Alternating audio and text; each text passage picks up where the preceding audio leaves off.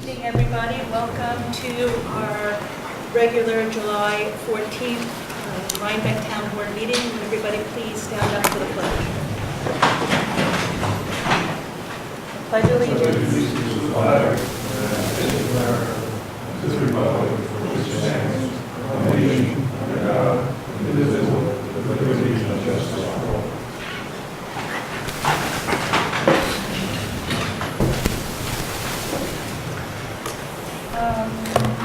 Let's approve our prior minutes. I'd like to make a motion to approve our June 13th board minutes. May I have a second? Second. All in favor? Aye. Any opposed? So moved. May I have a motion to approve our special town board meeting minutes of July 2nd, 2014? Motion. And second? Second. Any discussion? Second. Sorry. Okay, I have to abstain. I wasn't at the That's meeting. fine. Any discussion? No? All in favor? Aye. Aye. Any opposed? No abstaining. So moved. Any announcements? We asked for a moment of silence. We had our friend and assessor, John Jack, Dorian passed away this week. All in all, went on Saturday, and we'll miss her. And we should have a moment of silence.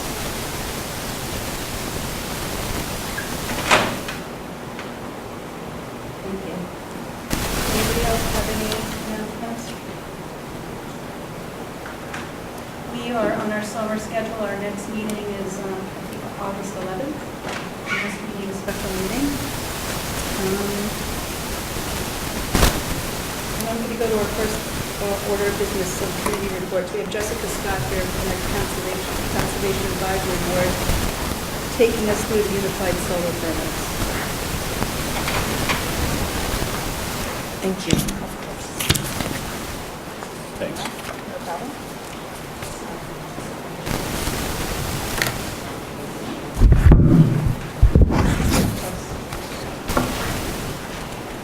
Hello, everyone. I've been here on a number of occasions and have mentioned this, so now I'm here to walk you through it in a little bit more detail. NYSERDA has proposed a unified solar permit for adoption by municipalities around New York State to streamline the solar permitting process for specific types of photovoltaic arrays.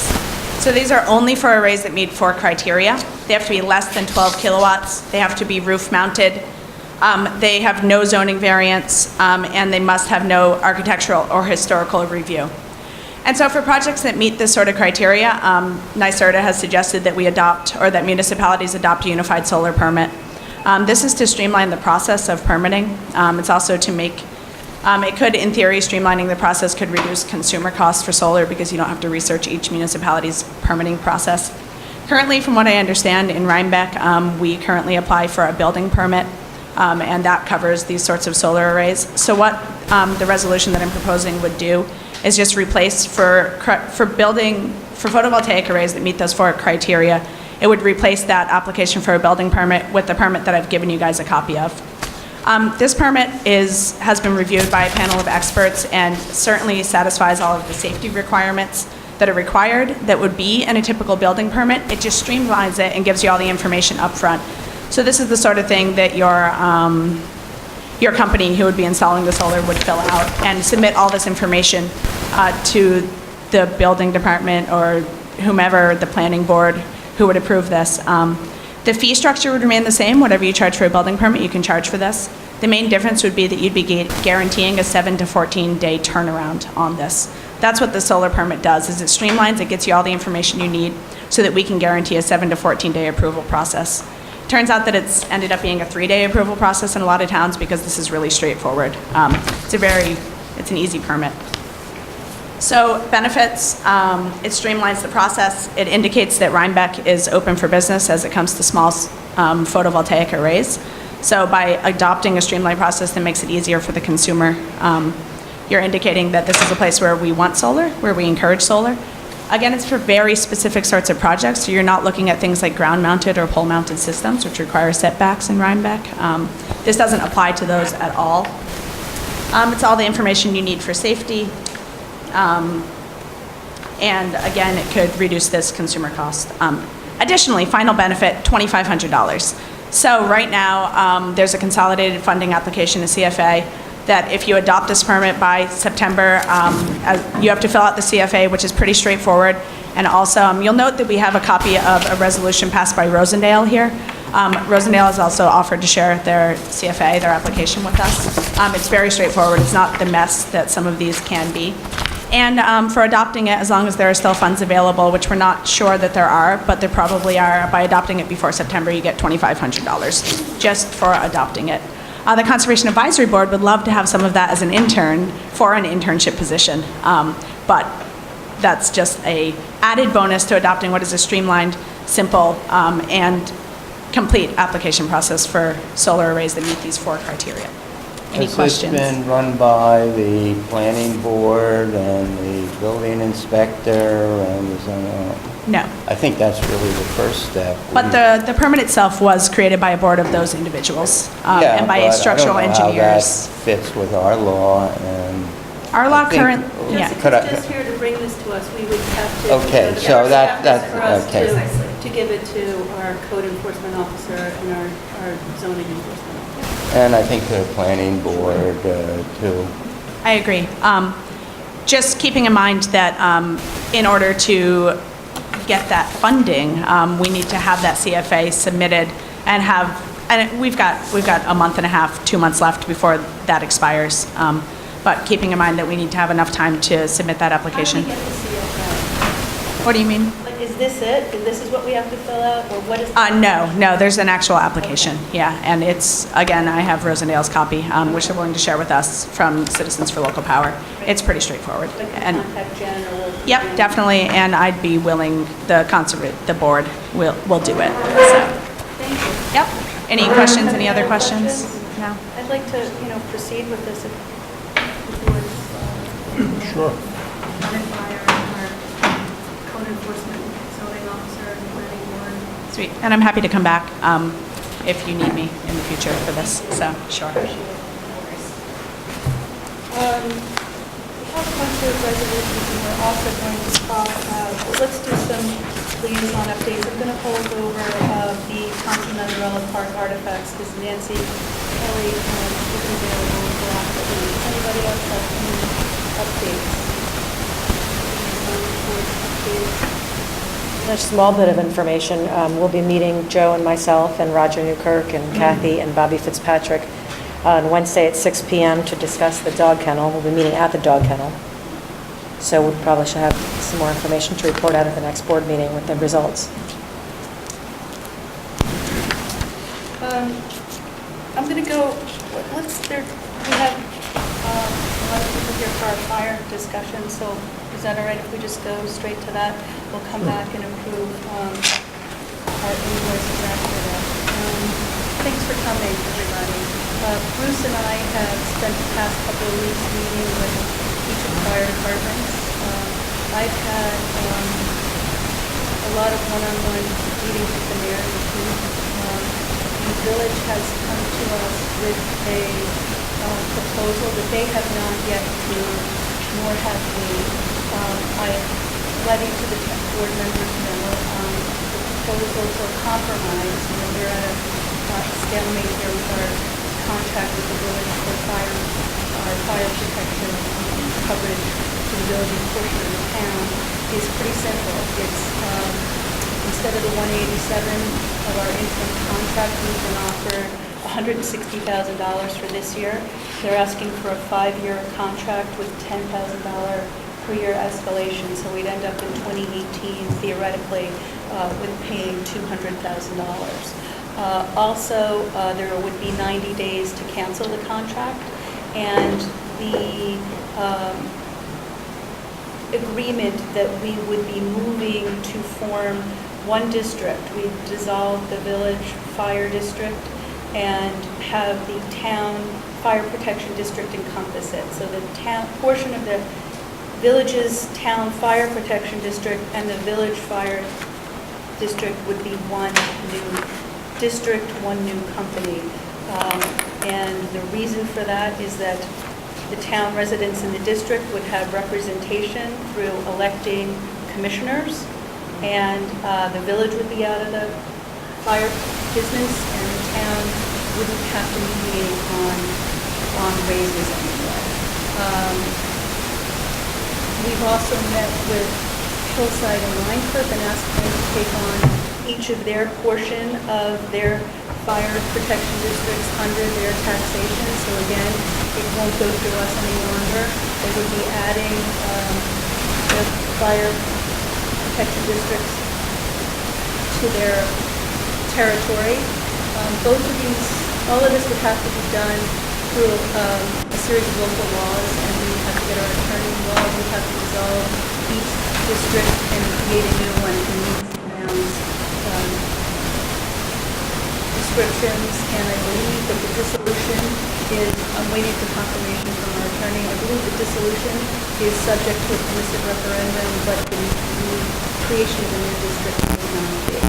So it's something that we're here to discuss. We'll go back to each fire department, see what they've decided at the next meetings, if that's okay with all of you, and see representation in there. And I just wanted to speak about this publicly and get input from them, and get input, and if my voice is not effective. I will learn that. Okay, I've spent an inordinate amount of time calling through all the data and everything and talking to different people. And basically where I'm at with this is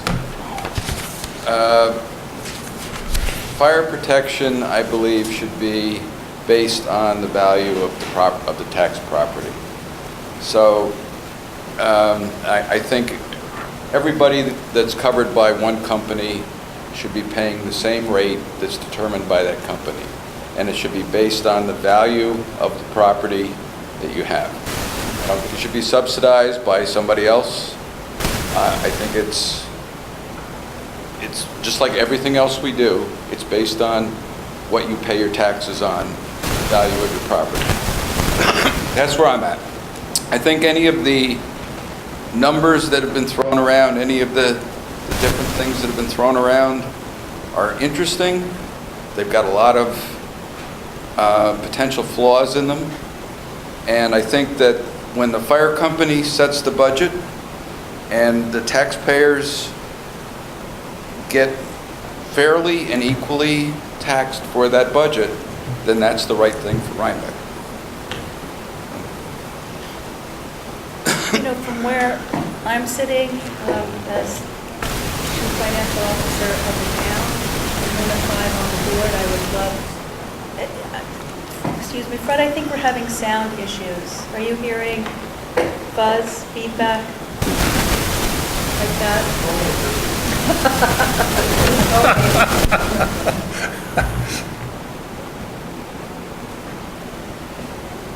Maybe it's this. Don't say anything then.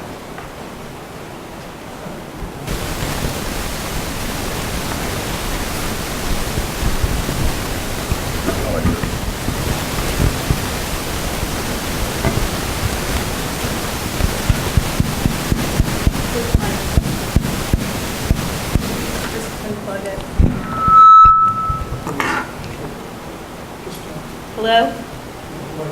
Okay, that's good.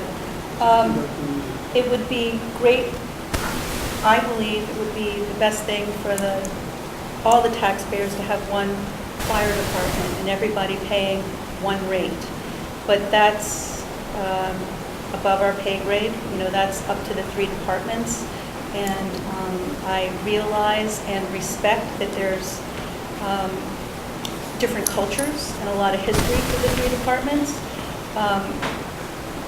And I'm hoping that by at least creating this new district with the village and their portion of the fire protection district with one tax rate, that maybe that opens the door in the future for other departments when it's right for them to, you know, decide to do that. If not, at least there are 3 different districts being administered by people who are elected to do that. And the residents in our fire protection district don't have representation in the village, and the village is running the budget. So that's not okay with me. So I think this achieves a lot. It gets the village board, the village trustees out of the fire protection district, and it creates one tax rate for everybody in the village fire department. I would like to, see the fire department running itself as Hillside and Rhinecliff does. And as I said, we'll go back to Hillside and Rhinecliff and see what they've decided. We proposed it at their last company-wide meetings, and we'll go back next month and see where they are.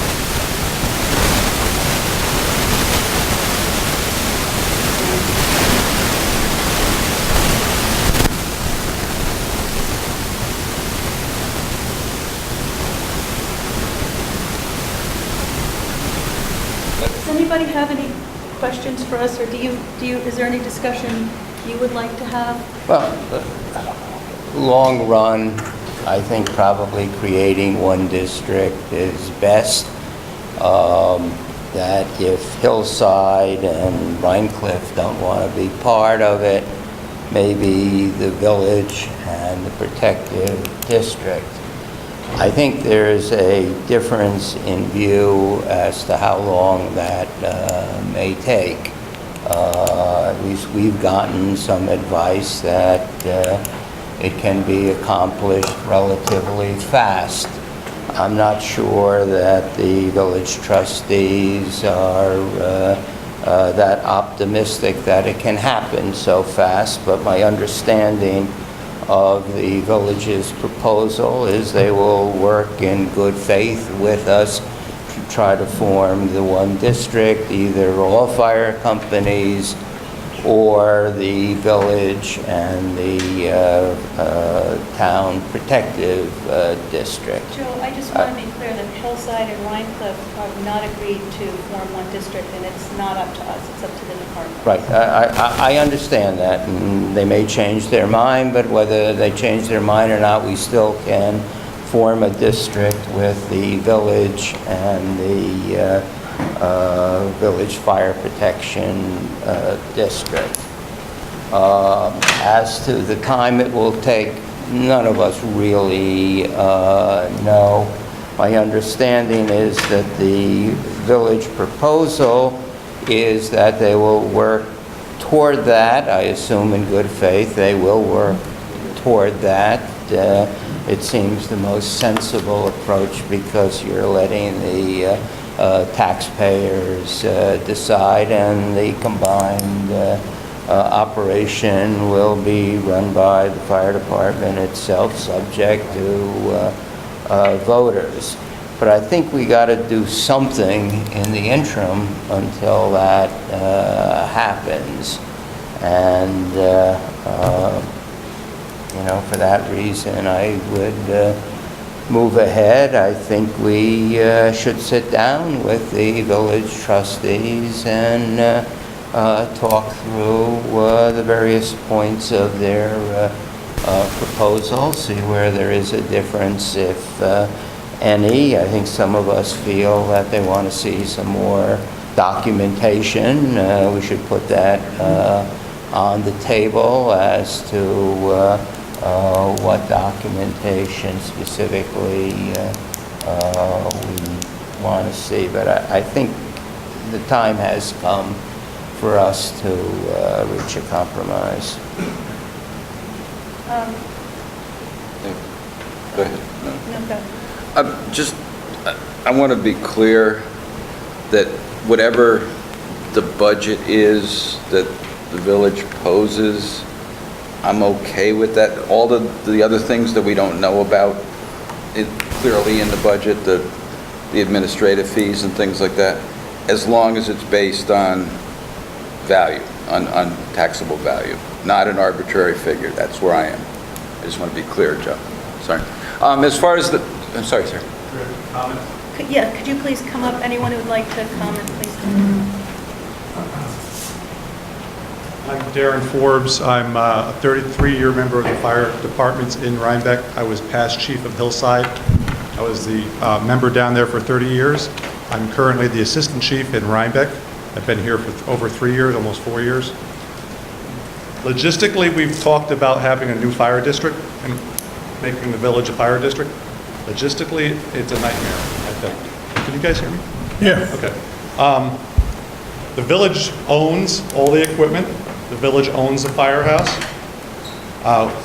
Where would we come up with money to start a district in order to purchase equipment? Where would we come up with a new firehouse?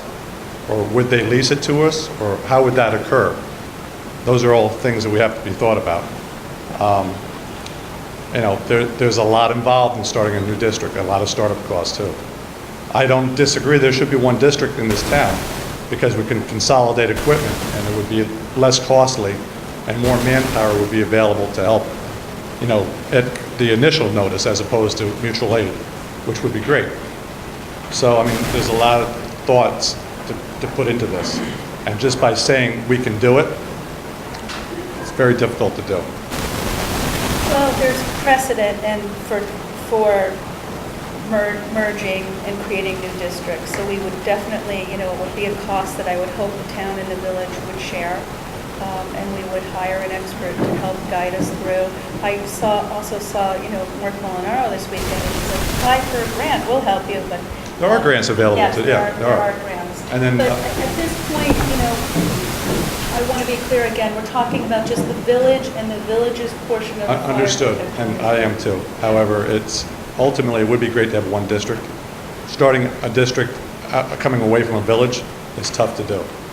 We do have representatives in FASD in New York State that do know about that. They know about consolidation. Consolidation's big in New York State. Yes. The governor's all for At every consolidation, level. including highway departments. Yep. So, it's doable, but it's a lot of work. Yes, it is. So, okay, that's my comments. Thank you. Thank you. So and thank you Darren, for. while you're up there, can I ask you? Sure. I never got a chance to ask a question. One of the things we talked about was the potential to charge for transportation with ambulance service. And for the combined village and protective district, it's roughly $80,000 a year conservatively coming in. This was brought to us by Brad Pinsky, the attorney that was hired.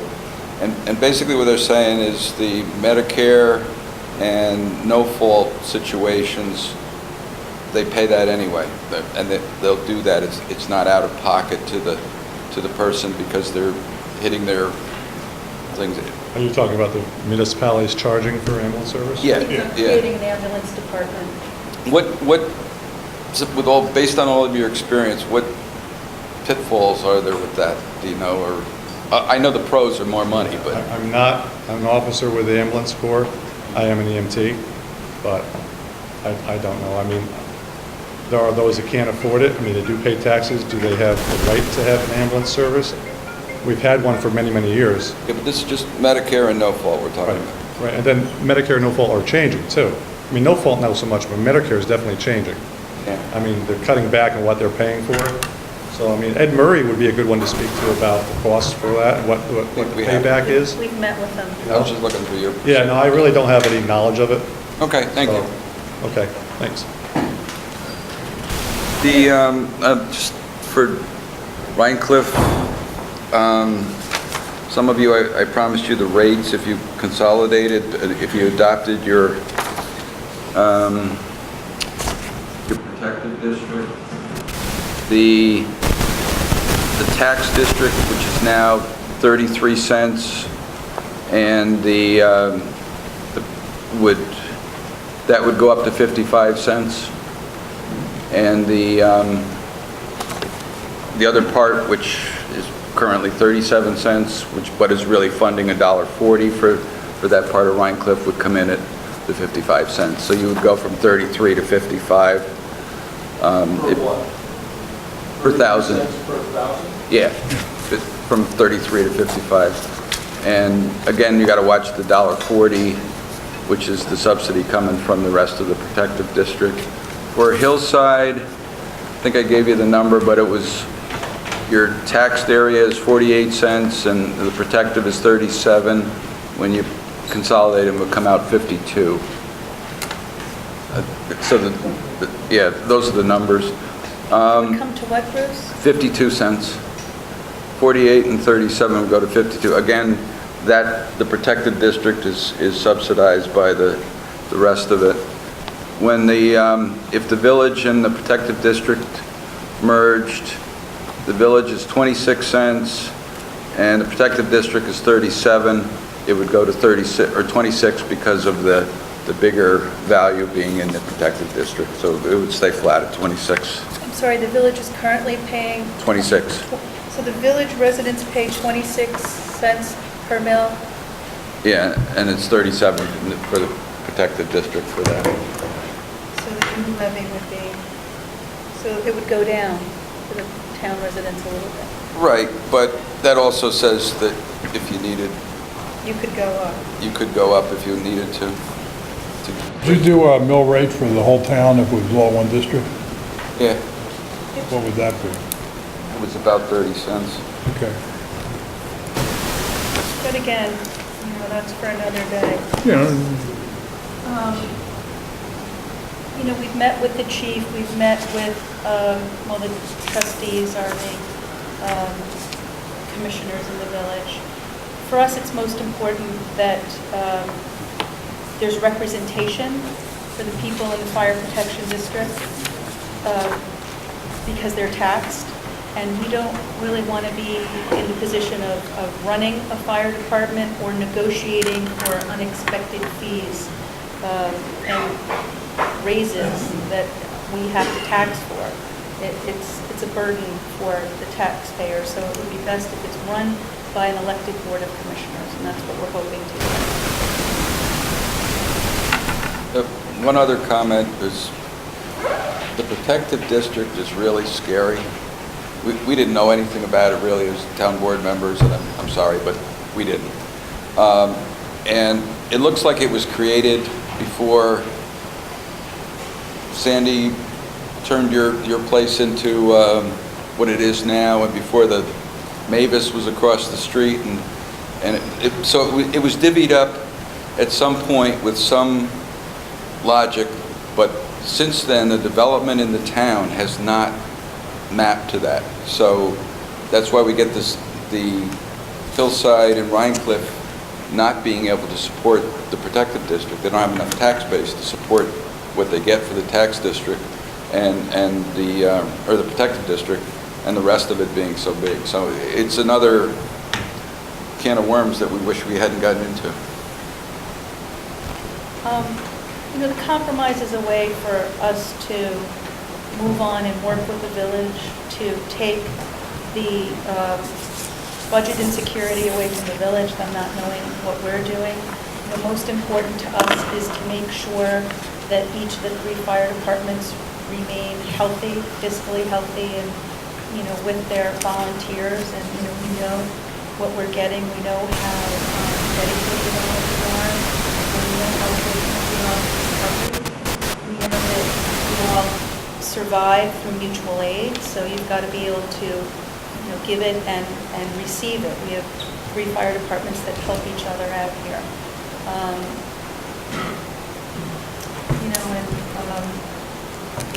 Whether we're paying too much or not enough, a compromise sort of puts this behind us and lets us move ahead to work on the difficult issue of creating one new district, which may not be that difficult, won't be that difficult.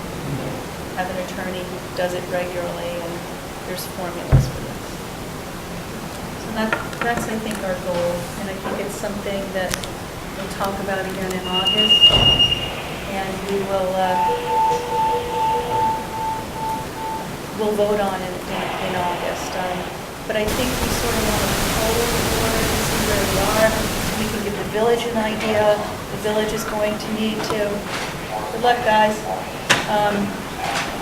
to vote on this. So we don't have a resolution tonight, but I think a temperature taking so that we can call the mayor and let him know where we are. Heinz is here. Are we inclined to accept this offer and work with the village towards creating this community. I am.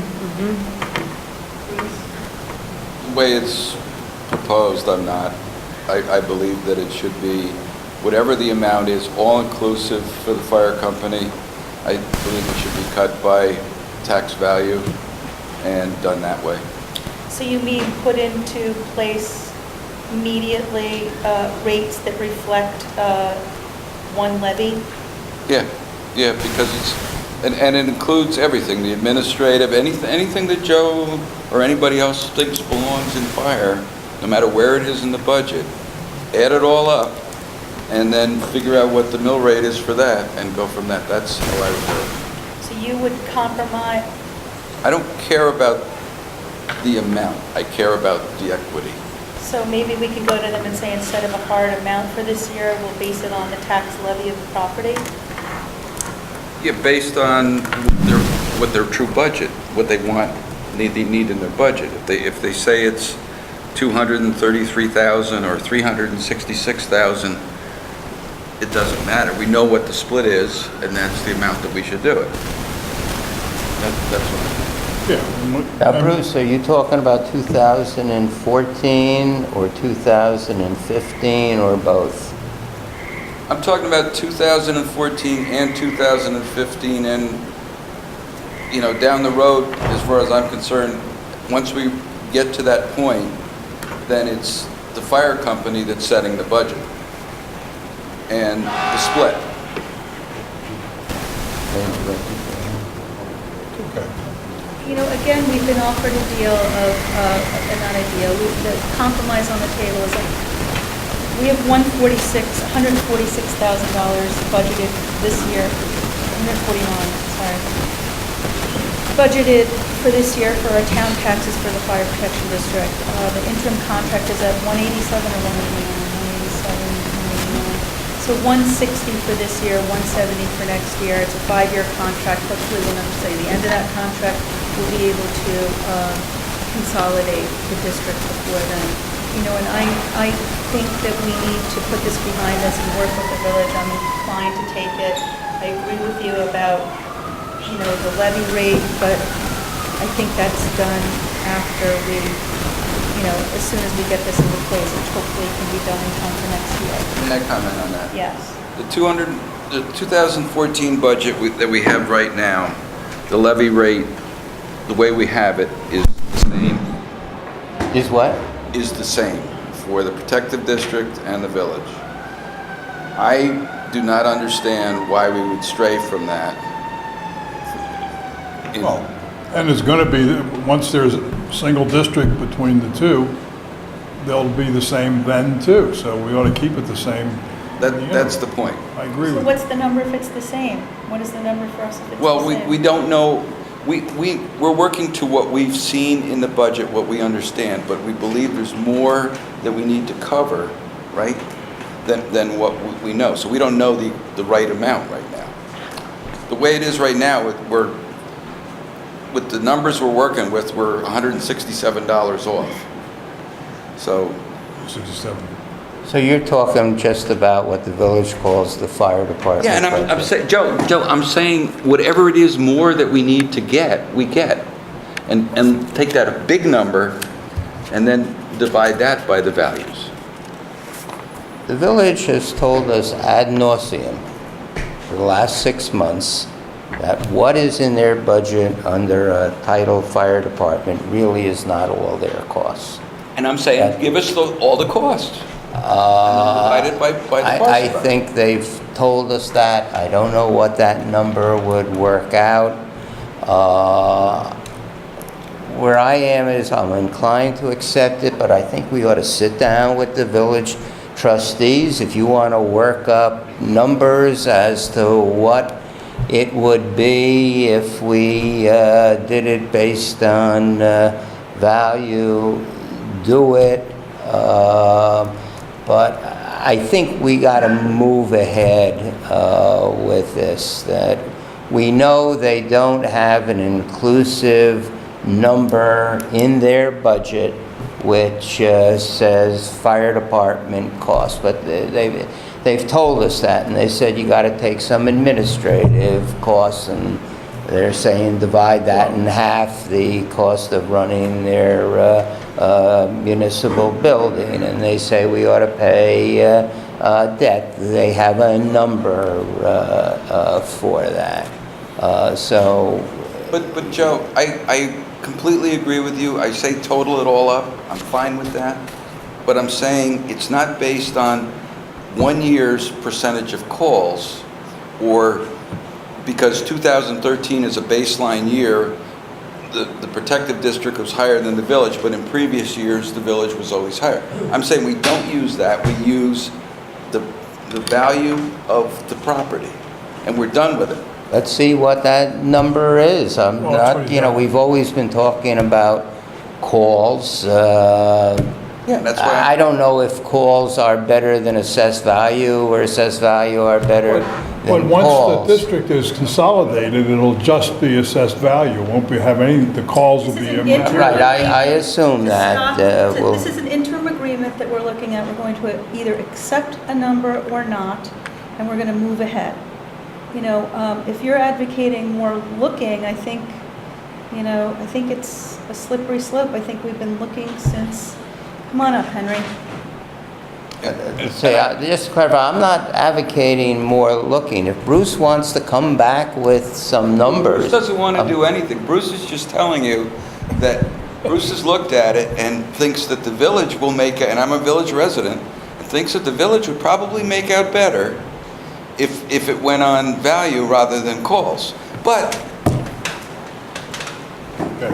Hi, my name's Henry Campbell. I'm a resident of the town. I'm also a member of the Rhinebeck Fire Department. And I'm not going to get into this stuff because we know where we stand on this, myself and the board. But I'm sort of disheartened tonight. If it was a public meeting and the public was invited, I'm disheartened by the fact that no one from the public is here to speak for or against. Or maybe I thought there was someone in the public who might have had a better idea than all of us. But apparently that's not so. So I look at that and I read it two ways. I read it as if to say, one, we're not interested, or two, they're saying stop the bull and pay the bill. Thank you.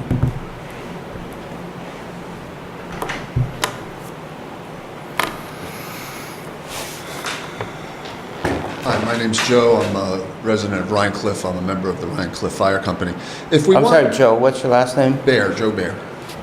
If we want to talk about fairness, I'd say, if the budget is $100,000 and there's 1,000 houses in that area, then each one should pay $1,000 because it costs as much to save that house as it does this house, where the people in the hamlet of Rhinecliff probably are assessed at a much higher rate than the people in the protected district.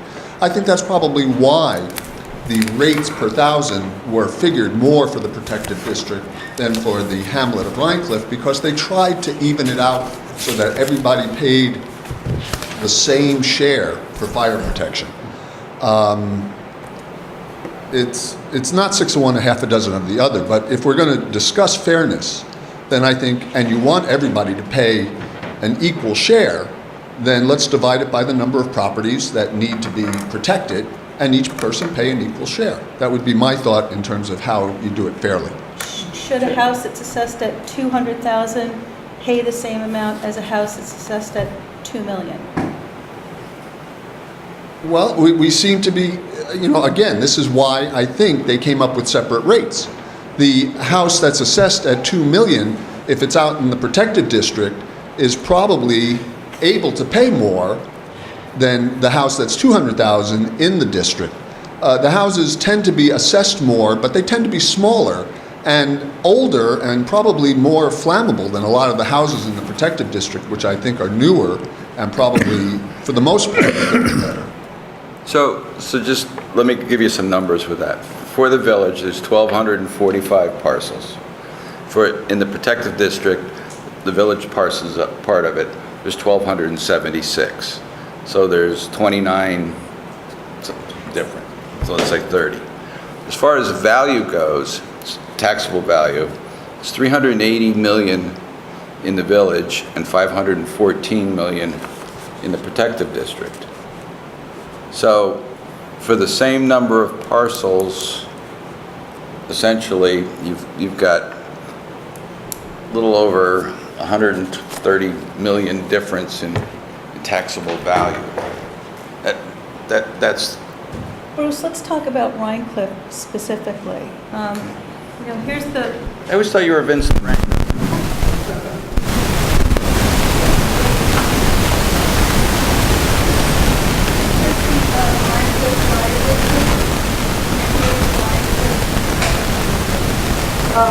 you want to talk about what the taxation rate is here and what is paid from here to augment this? And there are a lot fewer parcels here than here, a lot of old houses. Okay, I gotta walk over there. The big estates.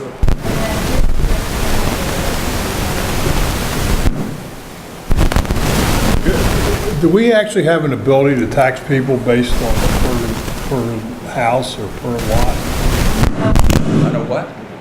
Let's just keep that out, that's the The only ability we have to tax is based on assessed value, not on per lot or per. Yes, you're correct. So, I mean, while what you're proposing sounds reasonable, I don't think there's a way to do it. I didn't say that it could be done. I was just Well, talking about unfortunately- fairness, that's all.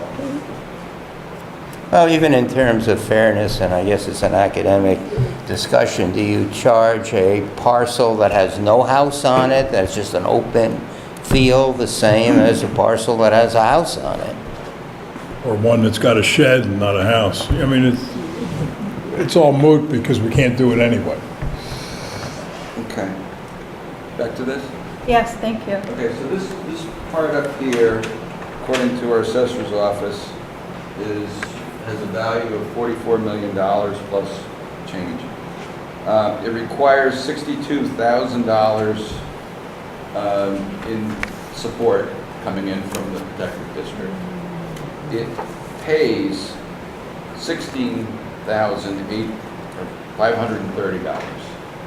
That's how much tax is taken out of it. So $16,000 coming out to fund $62,000.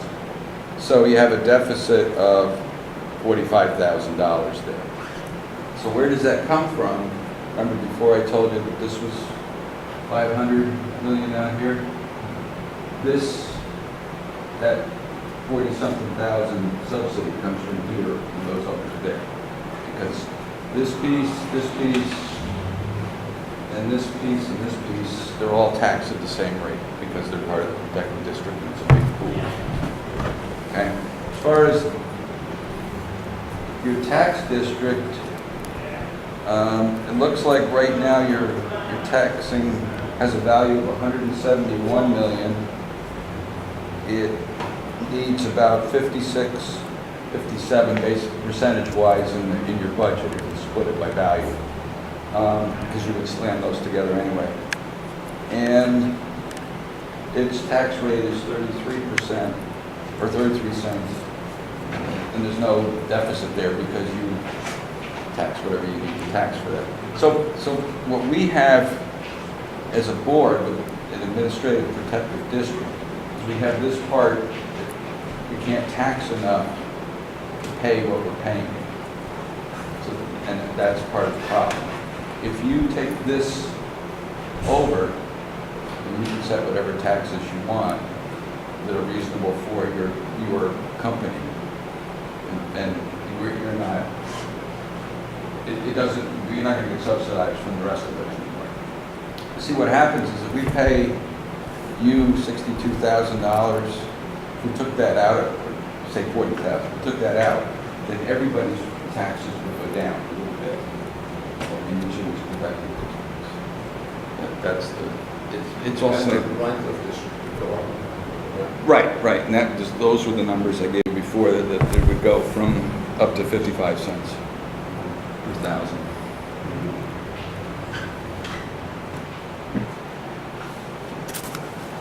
Did I answer your question?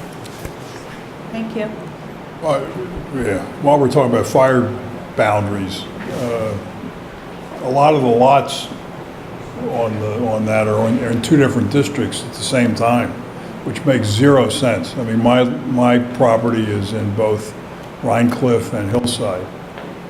I think one building is, I have two buildings, one building's in one district, one building's in the other, but the only way to get to either one of them is through the driveway off Mill Road, so it's ridiculous to have two different fire departments come, and I'm paying taxes to both districts. So if you look at the district divisions, they don't match anything at all in terms of sense relative to lot lines. So if we do any kind of redistricting, it would be nice to straighten out some of the lines. I know, I mean, but I could argue that even 100 or 200 years ago, they didn't make sense. For instance, the Hillside and Rhinecliff have, the boundary runs parallel to the riverbank, near, on the riverside of Mill Road, for instance. So, I mean, it's crazy. Anyway. Heinz, did you want to say something?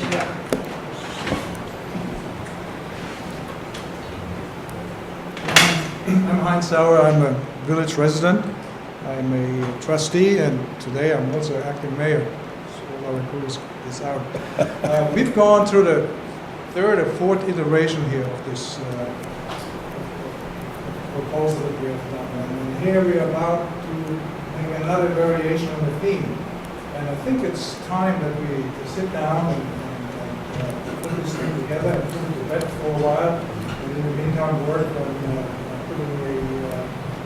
putting on the combined district. I think it was just not reasonable, to constantly come up with new ideas and playing, new scenarios and so on. We can go on and on and on with this. It's just about bottom lining on the bottom of the So I think we can probably get the votes to work on this thing here, and I hope you. I think we can. I hope we can too. I think we can. Yeah, I think we're all, we had to educate ourselves when this was dropped on us last year. We didn't really know that much about any of this, and I think we're pretty educated now. And I think that we, Henry, to your point, time to just pay the bill. We had to do our fiduciary due diligence. That's why we're here, is to look at every angle. I think we need to compromise. I think we need to shake hands, and I think we need to work to create one district, set the table. Maybe the other fire departments will want to come in at some point when it's right for them.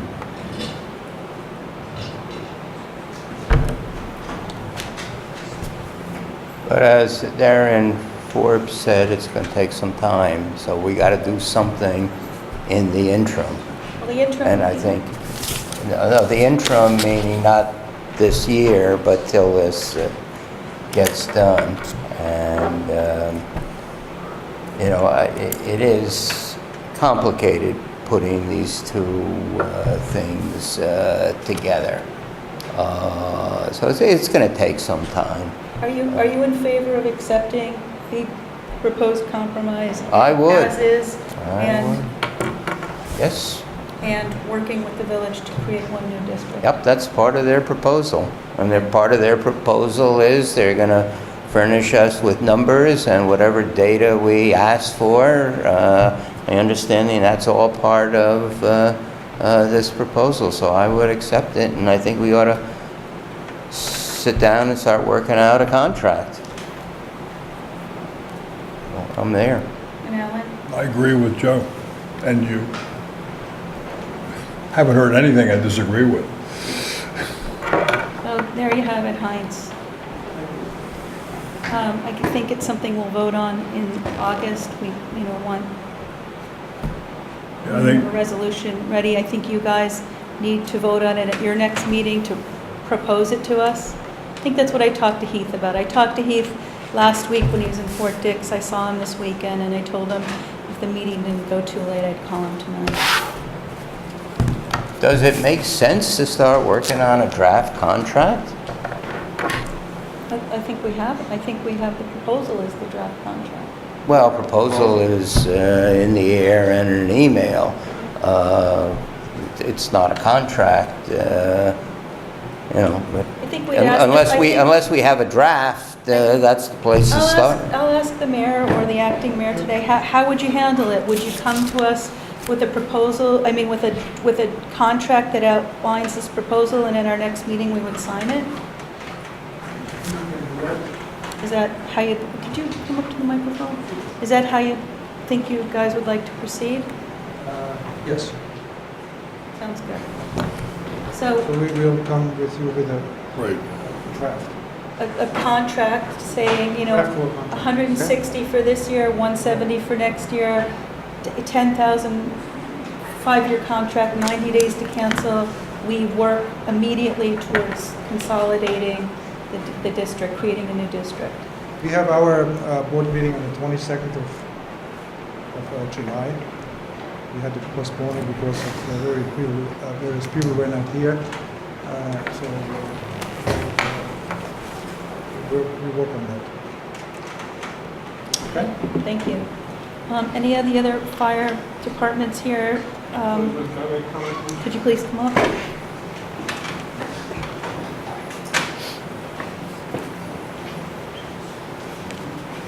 Thank you. Jim Reardon, resident of the village of Rhinebeck, former mayor. As you're all aware, we had looked at this consolidation effort of the 3 fire companies several years ago. Wayne Reifenberg and I had talked about it, and we moved forward on it. Henry was part of that process. Andy Williams was part of that process. We had the people from Patterns for Progress come in. The commissioners from Hillside participated. Commissioners from Rhinecliff participated. And unfortunately, it didn't move forward. I think what I want to say here tonight is congratulate you guys for all the work you have done, getting this interim thing worked out where, you know, the contract can be put in place between the village and the town. But I think what I want to leave everybody with is that everybody, I think, needs to just stop and think and look at the big picture here. And what this should all be about is providing the best possible service for the people of this community. And no matter history and no matter turf and the fact that we have 3 companies, what we need to do is bring people together at the table and figure out what can be done going forward in the future to provide the best possible service for the residents of this community. And, you know, that turf thing needs to go away. There needs to be a meeting of the minds, and people have to be reasonable, and people have to say, look, this is what's best for the community, let's do it, and let's get it over with.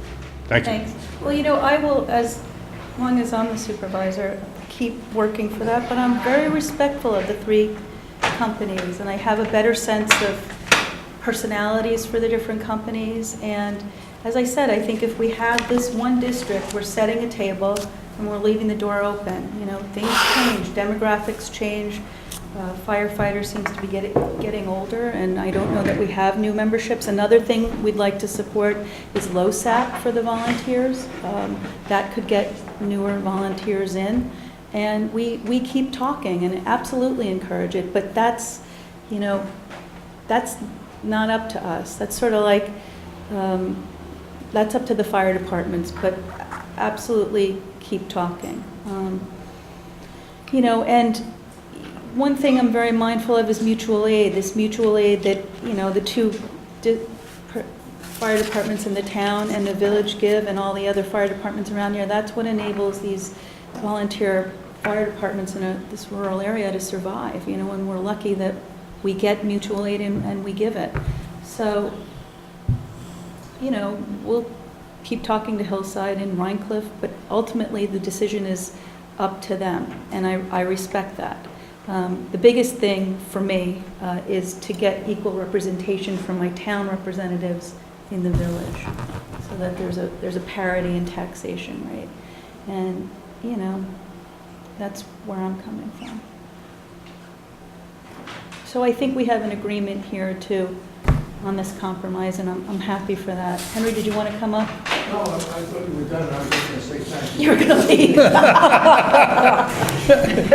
Yes. I could be done. I just want to say thank you for going on with the compromise.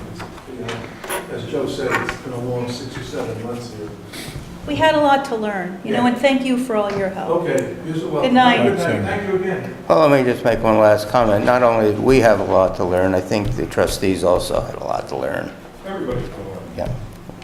It was a mutual learning experience. The day you stop learning is the day you die. Okay. I think we're good here. Rhine Cliff, thank you for coming. Hillside, thank you for coming. We'll be in touch with you gentlemen, hopefully attend the next commissioners meeting to see what you've decided. I hope you decide to take on your portion of the fire protection district. If not, it won't be existing anymore, so please do take it over, if we consolidate the village. So we'll be speaking. I didn't understand that.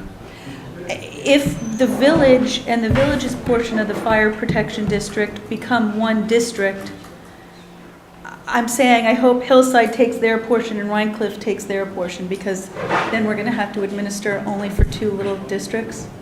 Oh, okay, but you didn't, Yeah, then we'd have no fire protection district anymore. yeah, well, that's what we're trying to do. Yeah, we're trying to get commissioners to oversee districts, not a town board, not a village board, and keep the 3 fire departments healthy and, vibrant and successful as we move on.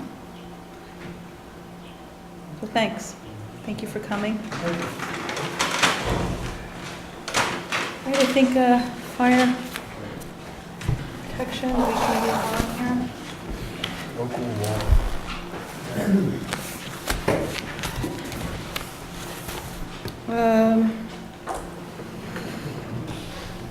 Tab number 1, may I have a motion for resolution 2014-268, approving our preliminary accounts payable abstract in the amount of $93,764.78. Motion. May I have a second? Second. Is there any discussion? All in favor? Aye. Aye. Any opposed? So moved. May I have a motion for our resolution 2014-269, approving our contract with Bell Copiers? Motion. May I have a second? Second. Any discussion? This is the first time I've seen this. It's our yearly service contract. Okay, I remember this from last year. $456. This is the court. This is the court copier. Any further discussion? All in favor? Aye. Any opposed? So moved. May I have a motion for resolution 2014-270, approving our preliminary capital projects abstract in the amount of $1,260. It's tab number 3. Motion. May I have a second? Second. Any discussion? All in favor? Aye. Aye. Any opposed? So moved. May I have a motion for resolution 2014-271, approving the bid for the repair of the town hall stairs? Motion. And a second? Second. The only caveat with this is it's got to go to Warren for review. That would be the discussion part. That it That's what we ha- have. that it has to what? Bruce, I didn't hear what you said. Has to go to Warren for review. Bruce, will you forward it to him as the liaison for I buildings asked, and I grounds? asked Bobby to have Rochelle do it. Okay, you'll follow up on that, so it'll go to Warren? You mean for a procurement policy? The wording of the bid needs to be, because it's, at this point, it's becoming a public works issue, it needs to be worded properly. Okay. So we will send this to Warren. I think we need a motion to amend this resolution. No, it's normal, I don't think we need a motion, I think we just need to, Send it. yeah. Okay, all in favor? Aye. Any opposed? So moved. May I have a motion for resolution 2014-272, approving a hire for recreation department? Motion. And a second? Second. Any discussion? Want to just tell us? Yeah, we had one of the swim team coaches quit, so this is hiring another one to replace that one. And a concession stand. Okay. Any further discussion? All in favor? Aye. Any opposed? So moved. Done.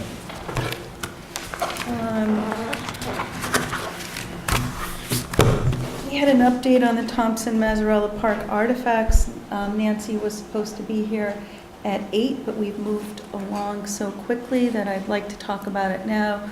We can talk about it again next month if we like.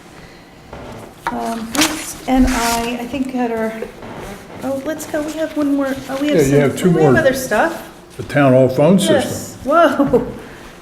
Okay. And local law. And the local law, yeah, the property violations. Let's go to that, and then we'll come back to, we have a phone system that was purchased in 1999 for about $8,400. The life of a phone system is sort of akin to a computer, it's a computer system. We've been having multiple system failures, and the failures have been increasing. Time between the failures has been getting shorter, too. We often have, a day with several hours or a full day when people can't get through because the phone system's down. So we've been getting technicians out here, and they're saying, it's time, you've got to replace the phone system. The current one is from Lucent Technology through a company called Manchester. They are also the current vendor of the state bid, and they have given us a price for $7,950 for to replace our whole town phone system. I think it's probably something that we're going to have to do before next year, because every week we're down a day or a couple hours, and it's not fixable. So I leave this with you. I'll put this, Elaine, just the phone system's failing. We're going to need to replace it. When you call town hall and it's busy and you can't get through for hours, it's because the phone system's down. So we've been advised by our technicians, it's a 1999, what is that, 15 years? It's time to replace it. $7,950. We're going to have to move on this, I believe, before January. So I'll put this, I'll have Joan put this via IP Office Solution in your box if anyone wants to I'd like to take a look at it. look at it. We can go off state contract and get a new. Yeah. I've been victimized by phone systems before. So. Yeah, it's a big phone jacking thing. I would assume new system will have, like every other town that I call, a series of numbers that you can push if you want this department and that department. And, frankly, we've been talking about a new phone system, I think, for over a year, so it really is time we actually move and do something on the phone. So I would be in favor of it. Wow. Hey, that's good. All right. He's in a spending mood. I think he's been on the other end of the Sometimes patience wears thin. I think we ought to move on a number of other things, including mining. I don't know, I won't go into it, but we have our draft. We've all that's given an our issue. comments. We'll get that on the next agenda. Great. I think we have, John, you can let Joan know, I think we have some agreement here to move on the phone system, so I'll get that on the next agenda. I'll pass this out to you guys. Elaine, any further discussion on the town hall phone system? Okay. Elaine, you have something on here for local law solutions to property violations. Yes. Do we have a tab here? No.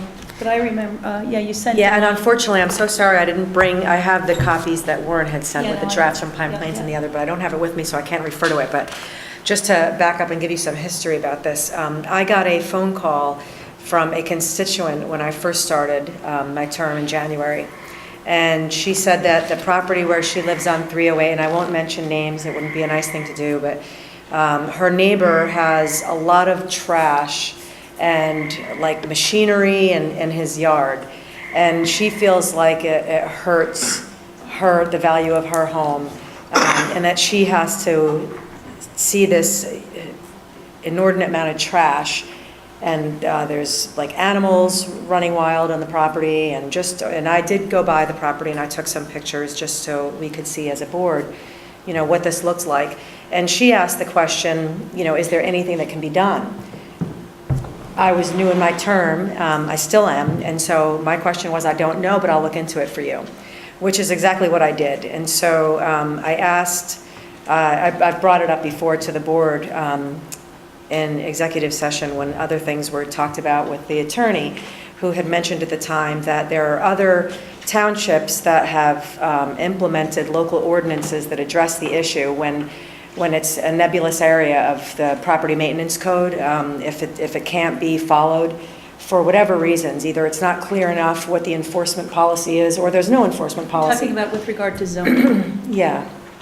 And so he said that these other towns that had a similar problem adopted this local ordinance, and that he would be able to draft something for us too. And I'm not suggesting that this is necessarily the way to go, but I thought it was an opportunity for discussion about how the board feels in terms of how we can address this issue. I can say, as a resident who cares about my property, that I'm sure I would find an excessive amount of garbage and large pieces of equipment and other things in my neighbor's yard a little troubling. I mean, if you put flowers out, or you care about your home, or, it does matter which your neighbors, how your neighbors live. Whether or not that's something that we should address and how is a question I wanted to put to the whole board, just to get a temperature check to see how everybody feels about this issue more generally, or what, if anything, the board can or should not do to address this. I read the two laws from, it's Pine Plains and Gallatin, or... I think it is Gallatin, the second one. And they were basically maintenance, local laws regarding maintenance, about keeping your grass mowed, not having abandoned cars, refrigerators, stoves. I have a property in my neighborhood that has a lot of,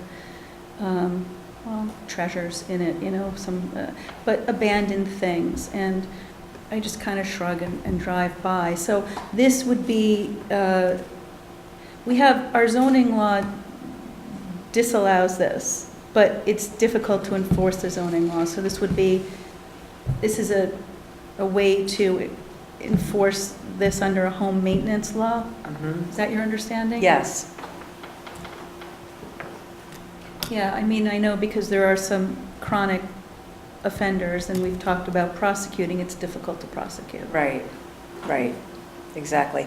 And I know, I did talk to Michael Trimble about it very briefly on email, or it might have even been in person when we saw each other at the meeting over the planning. And he said that there are other properties that have the same problem, and that he felt like this would actually be helpful for the town to have. So I don't know if we want to have further discussions with Michael about the extent of the problem. I mean, obviously, if, one person is complaining about something, it may not be a pervasive issue that requires intervention, but if there is something on the books and there's no way to enforce it, it seems to make sense to me that we should have an enforcement mechanism for anything on our books. Sure. Outside of this particular issue. So.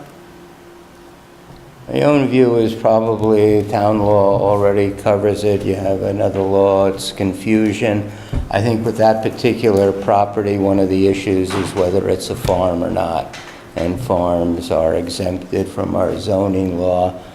I guess in principle, I just don't like the idea of town board members getting involved in issues like this. We have a zoning enforcement officer.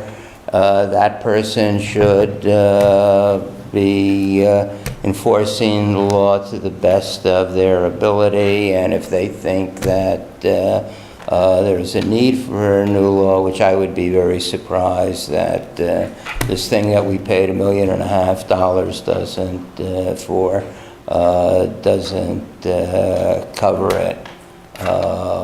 But I think the point is they haven't been able to do anything about it. They've tried, it's gone to court, and I think you should probably have a discussion with Michael, because I think given what he We have a new does. zoning enforcement officer. Right. Right. But do you think that's going to help the fact that there's nothing on the books that helps to enforce these laws? Well, I mean, you say that seems to be the problem, the underlying problem, is the enforcement issue. You say there's nothing on the books. I'm not sure that's correct. Well, would you then like to speak to both Warren and Michael? I'd just be to find out happy. what I the spoke history to is? Michael ad nauseam about this particular property on Because it's a farm. 308, and the question is whether it's a farm or not, and Well, you that want to particular litigate property, that. but I'm talking about the bigger issue that Michael had said that there were other properties that have a similar issue, and that he thought having a local ordinance would be helpful. Maybe just have the discussion with him so you can get a sense of why he would think that this might be a good thing. He's going to have more experience. I just have the phone call from one constituent, but if Michael's saying that there are other issues that this would cover and be helpful,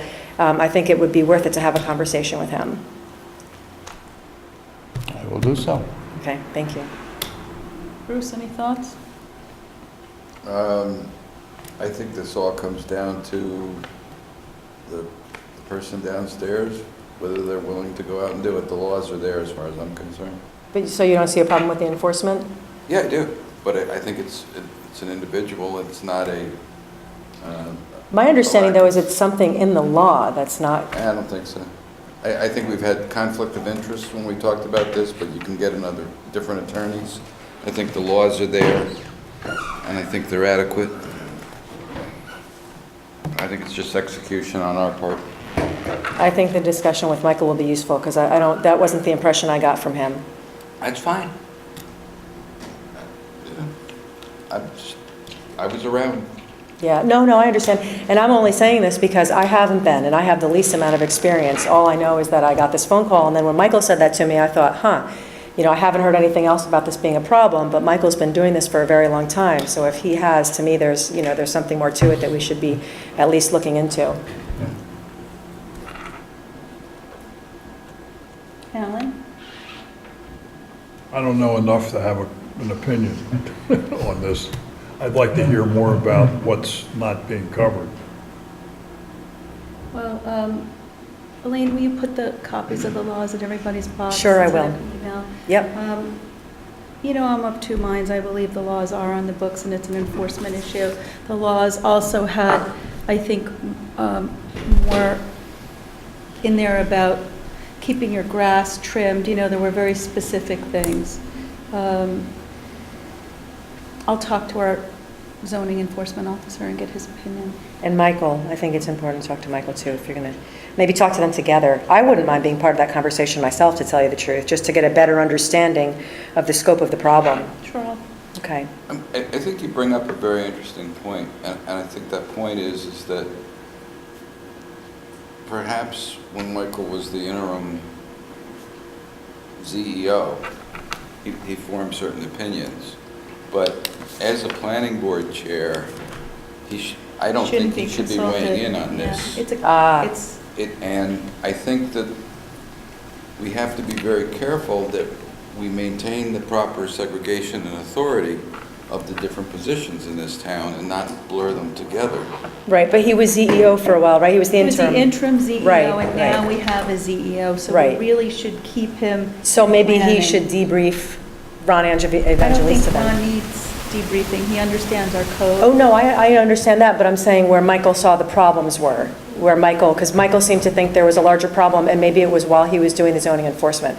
So I think it would be helpful for Ron, frankly, to talk to Michael. It certainly can't hurt, and he was in the zoning enforcement officer position for a little while, and seems to have an opinion about this particular issue, so. I think that's what Bruce is saying is that it's almost a conflict to have planning board chair. I'm not suggesting he get involved with the issue. I'm suggesting he give him the past history of his experience as a zoning officer that led him to say to me that he thinks this might be a good idea for other reasons, because there are other properties that he's come across that have been in similar violations that he felt he couldn't do anything about. So I'm just talking about getting debriefed on the history, not going forward getting involved, but just bringing him up to speed with his experience. Thanks. You're welcome. Okay, I guess we're up to our last thing. Should we wait, see if Nancy's going to come and just talk about it? Let's talk about, Come on up. Fred, can you stop? We're buzzing again. How was it? Did anything Let's get the burn? sound system. No, it was There you go. malfunction of the after home. I just, False alarm? well, it was an actual alarm, but it was not a fire. Good thing. It is a good thing, yes. They do a great job. They're taking care of the people. They evacuate them and do everything. They're very good. I just want to take a minute of your time to thank you all for your hard work. This has been an enormous undertaking, and as well as the village trustees. But I got word that you had, come to a little closer resolution while we were out on the call, And I know people have taken a lot of time to try to settle this. So I just want to take a minute to thank you all for that. And hopefully, we can get this settled and move on to the bigger picture and, get some other stuff going on. As far as the district, I don't think it's a bad idea. I don't want to see it rushed into. I know there was some thoughts that it could be done really quickly, and it probably can. But as long as we take enough time to iron out all the kinks so that we don't go back later on and say, uh-oh, maybe we did that too fast. Not the whole operation, but maybe a facet of it. But this has been done before in the state, so fortunately we're not the guinea pigs. So we have a lot of case law to go on and things like that. But thank you all very much. You're welcome. I It's think kind of you to thank us. And, Bruce has spent an inordinate amount of time with the data, and he and I have met with all the fire departments. We've taken a lot of time to educate ourselves, and it's good when you're faced with a problem to try and look at all sides. that's true, and the fire service is an inherently complex thing, whether it's operational or administrative. The whole thing is just, there's so many ins and outs of it. So to try to weed it out in as short a time as everyone has, I think we've done as well as we could. So that's all I had to say, but thank you all very You're much. welcome. Okay. You're welcome. Thank you. Bye, Kevin. We got to, Jim's here, so we got to talk about Vandenberg Cove. Oh, okay. Jim, that's Jim Baker. He's on our Vandenberg Cove committee. There's two things that have happened. One, we've gotten violations, potential violations with INI. I think I sent you that note. Do you want to say what INI is for everybody? INI. No, that's you and you. That's me and you. Okay. It's water infiltration into the collection system. And the DEC has said that in a couple of periods our flow rates have been higher than we're permitted for. And those are associated with heavy rains and thaws and things like that.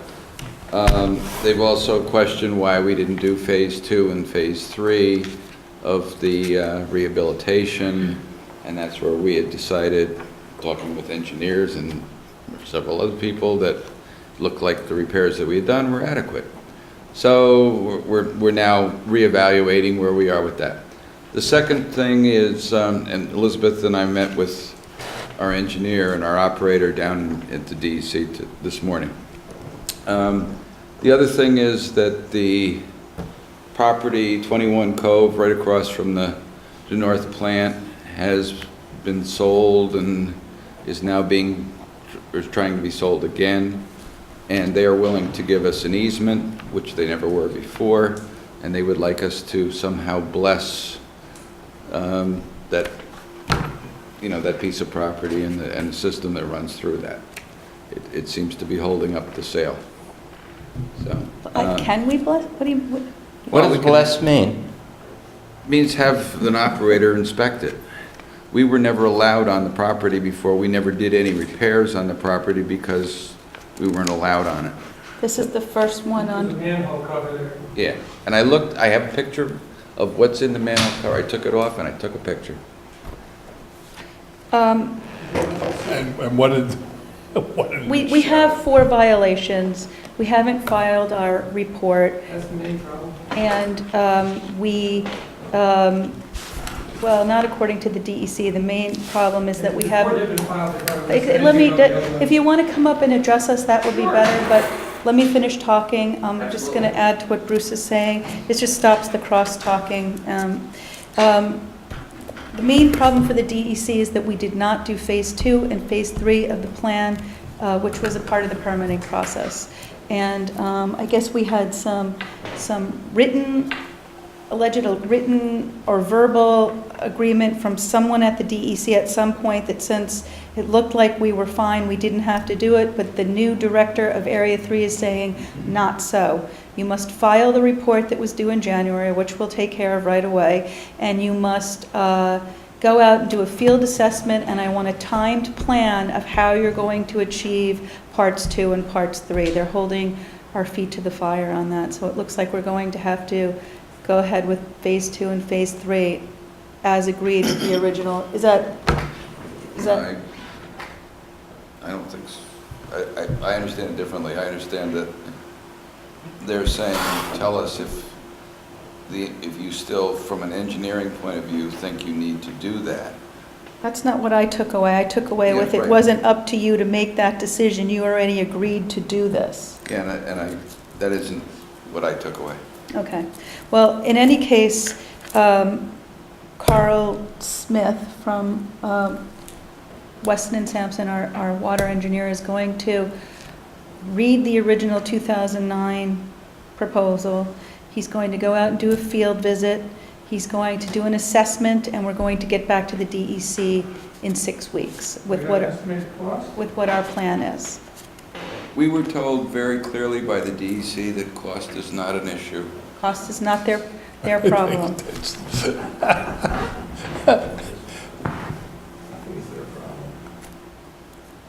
So, but anyway, the reason we heard it differently is because the person who was running the meeting was very hardline, I think.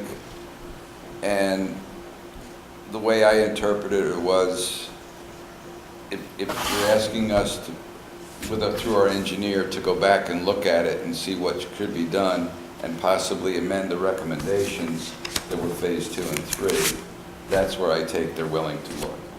And so that's why we heard it differently.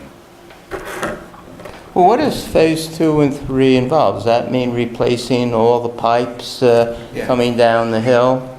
All the mains, relining the mains and the manholes. Yeah. Oh, that's you know a big job. She said if we did an inspection and the manhole covers were in good shape and our engineer attests to that, we'd be fine with that. But if the I&I was still out of whack, and we didn't find any storm water going into it or sump pumps, we would need to look at phase 3, the relining. Right, but then we got into the laterals, people hooking their sump pumps into it, people running their gutters into it and everything else. And we asked, well, how do you go and inspect that? And we were told you have to have a law, so we're gonna have to get 2 laws to do that if we go down that path, one from Rhinebeck and one from Glen Local Park, laws.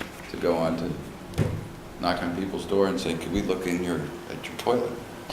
Did the person you spoke to, was she an engineer? She's an engineer and she's Area 3 manager for wastewater engineering. So we talked to her, we talked to BJ, who we've been dealing with over the years, and his boss, so she was pretty... Maybe the next conversation you ought to have an engineer with you. And maybe We had an engineer with us. Did you? And Yeah. which version of the Well, meeting does he take away from it? What meeting, he said.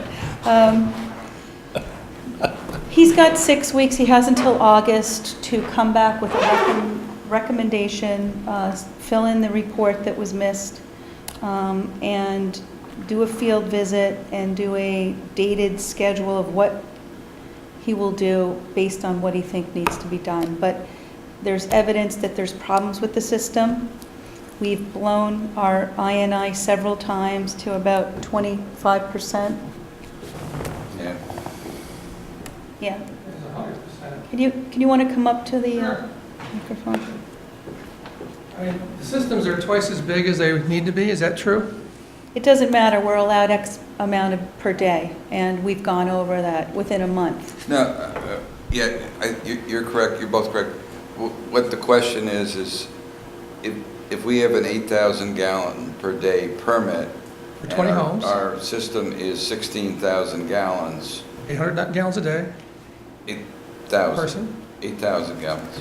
Well, it's 8,000 is what we got, which says on 20 homes, that's 400 gallons a day. Yeah, All right, and you're saying we're going to 16, which is 800 gallons a day.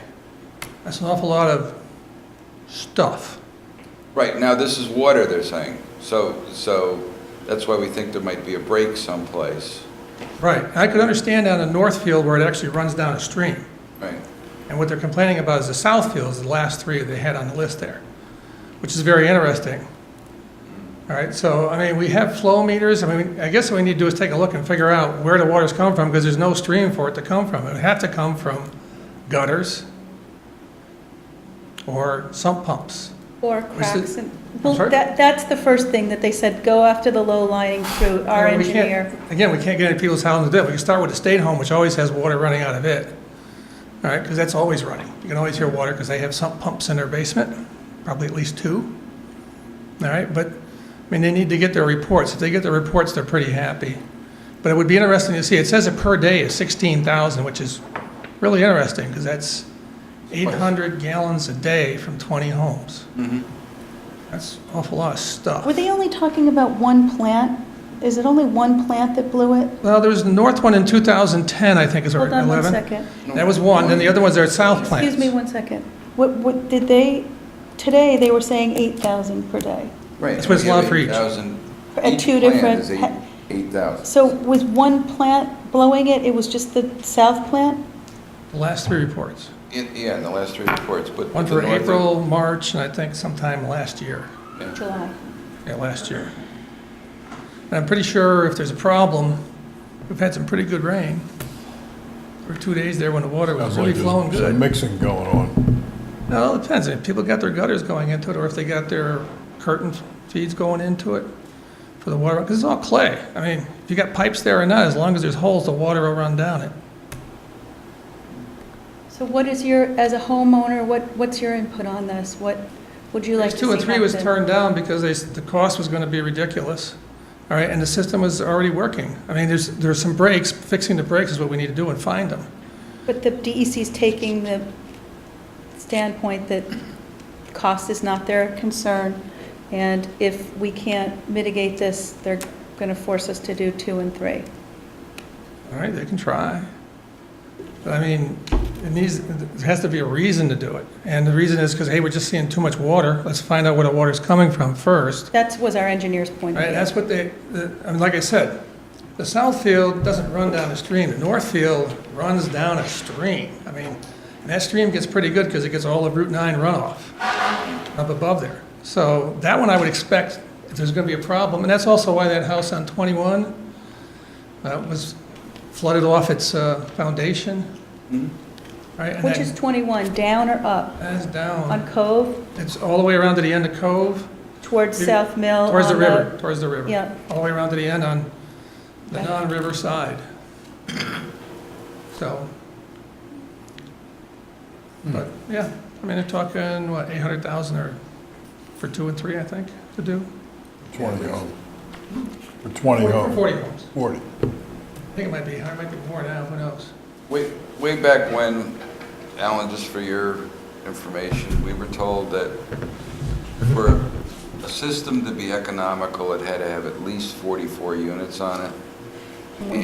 And so we have 2 systems with 20 on each one. So we're never going to get Economical. to economical.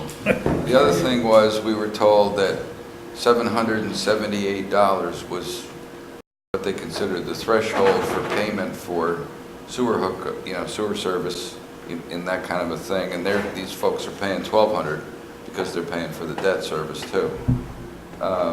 So, I mean, it's not that great an amount of money, but it's still a lot. It's over the percent. So, $1,200 is down by it was at 4,000 one year. yeah, at one point they were pumping daily, pumping the sludge and everything out of it daily. Mostly water. With respect to The the, sludge is not going to get developed that way. It's going to be water from everywhere. with respect to the first thing you mentioned, Elizabeth, about blessing something, I would be very leery, No, Bruce mentioned that. or Bruce, I'd be very leery about blessing anything there, because all we're going to do is get ourselves as a town liable for whatever advice we give. Why we're not Well, blessing we have an anything. obligation to say that now that we're allowed to be there, that we have looked at the manhole and pipes that we are responsible for that run through the property, and we see no problem. Now, do you have to dig up the pipes to, No, just, Just a look. well, I think you really got to get Warren involved in any kind of language we give. I'd I be, think it's an engineer doing a verbal, Yeah, I mean, doing a he's visual got- inspection. Warren has to get us the easement before we even do anything. So, Well, we have some money for the engineer to cover this period, correct? we have, I think, what do we figure, like $23,000? $23,000? Yeah, that was sitting in there. So we're covered, and let's see what happens when Weston and Sampson takes a look and comes up with a proposal. We'll keep you informed. Any other comments or questions about the code? All right, artifacts. Can we restrict them? Let's see, when's the last proposal was $75,000 in cost? For an engineering proposal? I don't understand what you're asking. Can we restrict the engineers? Cost. Carl said he'd get back to us and give us an idea. He had no idea what this would cost. Okay. Um, I want a new plan. We already had 2 additional plans we paid for. Yeah, no, this is not a new plan. This is to go through the current plan that we have and see if any of it still holds water, sorry. no pun, or pun intended. Doesn't hold, or isn't holding water. It's for one of our current consulting engineers to go through the existing plan and deal with the DEC, file the report, and tell them how he's going to look at this problem. Okay.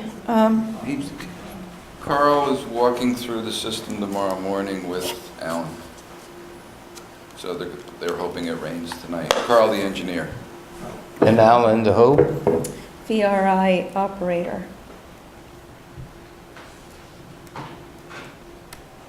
Can I ask how we get the daily report of how much water is being put through? Do they have, how do they get that information? Is there something at the end of the unit that measures which goes into the creek?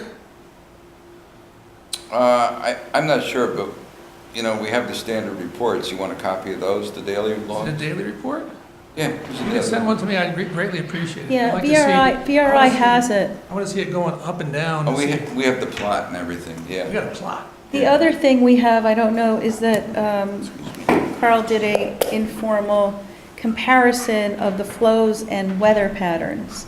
And it does show a correlation between thaws and rain and the uptick, the overflow in the INI. Yeah, I'm just trying to see what like an average day is without rain and then see. Because again, I'm interested to try to find out. When it rains, I could walk around to the covers and take a look. I'll try not to fall in. Please.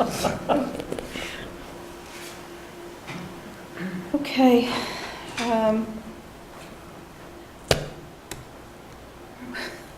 The the Thompson Mazzarella Park artifacts.